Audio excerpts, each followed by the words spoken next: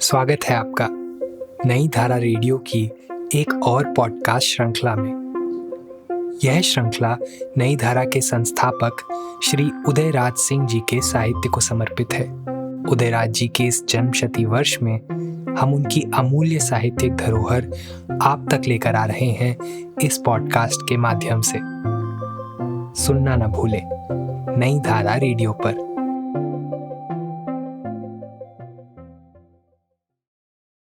श्रोता को झुमा देने वाले कवि डॉक्टर किशोर।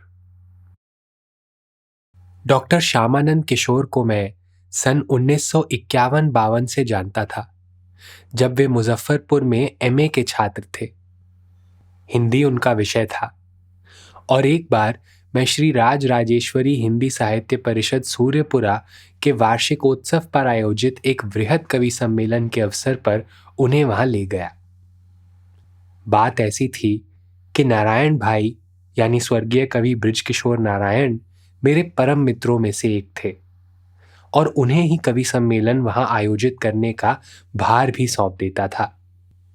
नारायण जी हरदिल अजीज इंसान तो थे ही, प्रतिभा के पारखी भी थे।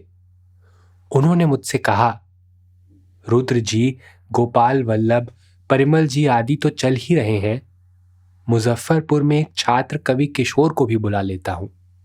बड़ा प्रतिभावान युवक है और क्या प्रतिभा और क्या कंठ भगवान की देन उसे मिली है कि उसके मुख से सुनकर ही आप अंदाजा लगा लेंगे। तो नारायण जी की मंडली में किशोर जी भी शामिल हो गए। मेरे पिता स्वर्गीय राजा राधिका रमन प्रसाद सिंह एक हफ्ते पहले ही सूर्यपुरा जा चुके थे। वहां कई और भी आयोजन स्थानीय स्कूल के प्रांगण में चल रहे थे। स्वर्गीय आचार्य शिवपूजन सहाय जी तथा अन्य गणमान्य साहित्यकार वहां भाषणमाला में भाग ले रहे थे।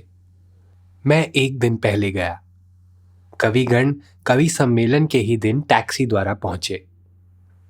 वहीं नारायण भाई ने मेरा परिचय कवि किशोर से कराया। लंबा छरहरा बदन, चौड़ी और ऊंची ललाट, गौरव वर्ण चेहरे से कैशोर्य और युवा का संधि स्थल साफ झलक रहा था।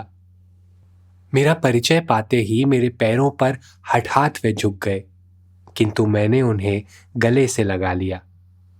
अग्रज और अनुज का जो रिश्ता उस दिन कायम हुआ, वह जीवन के अंतिम क्षणों तक रहा। उन्होंने भी उस रिश्ते को खूब निभाया। बिहार हिंदी साहित्य सम्मेलन में तथा किसी सभा स्थल या मंच पर जब भी भेंट होती तो वहीं मेरे पैर छूने को बिना झिझक झुक पड़ते और मैं उन्हें गले से लगा लेता। तो उक्त कवि सम्मेलन में श्रोताओं की भीड़ घंटों पहले से भर आई। शामियाने में तिल रखने की भी जगह नहीं। सभी ओर पेट्रोमैक्स टंगे थे। उन पर फतिंगे परवान हो रहे थे, मगर उसकी किसी को परवाह नहीं। नारायण भाई की अध्यक्षता में कवि सम्मेलन का प्रारंभ हुआ और साथ ही साथ हर कवि का परिचय भी। जब किशोर जी की बारी आई तो सभी ने उन्हें छात्र समझकर सीरियसली नहीं लिया। सोचा समय काटने के लिए या कुछ विश्राम लेने के लिए नारायण भाई ने इन्हें मंच पर ला दिया है। मगर अपनी कविता की पहली कड़ी में ही अपने सुरीले कंठ से युवा कवि ने जो श्रोताओं पर अपनी छाप छोड़ी, वह एक अनहोनी घटना जैसी लगी। सब बाग बाग हो गए। एक बार फिर किनारे लगने लगे। तालियां गड़गड़ाती रहीं और किशोर जी को कई बार मंच पर आना पड़ा। वह रात कवि किशोर नाइट के रूप में हमें आज भी याद है। मेरे पिता उस दिन से किशोर जी को बड़े प्यार की नजरों से देखने लगे और अपनी कार में लेकर पटना आए। अपने साथ ठहराया और अपनी मित्र मंडली से भी उनका परिचय कराया। कहते कि भगवान की देन इन्हें प्रतिभा भी है और कंठ भी। फिर वह हर एक हृदय जीत कर मुजफ्फरपुर लौट गए और वहां उन्होंने प्रथम श्रेणी में एमए किया। वहीं डीलिट भी लिया। स्थानीय लंगट सिंह कॉलेज में हिंदी के लेक्चरर, रीडर, आचार्य और हेड भी हुए। अंत में किसी शिक्षाविद की अंतिम मंजिल कुलपति का पद पर भी आसीन हुए। उन्हें नेहरू फेलोशिप भी मिला। कई बार विदेश भ्रमण भी किया और भारत सरकार द्वारा उनके साहित्य तथा शिक्षा के क्षेत्र में अपनी अद्वितीय उपलब्धियों के लिए पद्मश्री से विभूषित हुए। नई धारा पर उनकी कृपा अपने छात्र जीवन से लेकर ऊंची से ऊंची कुर्सी पर बैठने तक सदा बनी रही।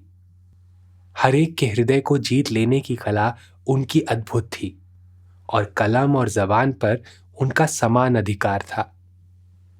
यह मेरा दुर्भाग्य था कि उन्होंने अपना शरीर पटना में ही त्यागा और उसकी कोई खबर मुझे नहीं हुई।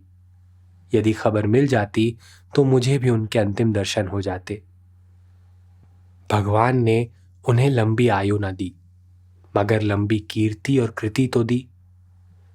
ऐसे प्रिय अनुज को खोकर मैं आज भी कभी कभी दुखित हो जाता हूं और बार बार आचार्य शिवजी की ये पंक्तियां गूंज जाती हैं जो प्यारे नलिन जी की मृत्यु पर वह बिलख बिलख कर कह रहे थे। देखिए, हिंदी कितनी अभागी है कि जो भी उसे सजाने संवारने उठा वह असमय ही उठ गया। भारतेंदु, प्यारे कवि, गुलेरी प्रसाद, प्रेमचंद सभी असमय ही उठ गए। किशोर जी भी तो असमय ही चले गए। आज तो उनकी स्मृति मात्र ही शेष रह गई है।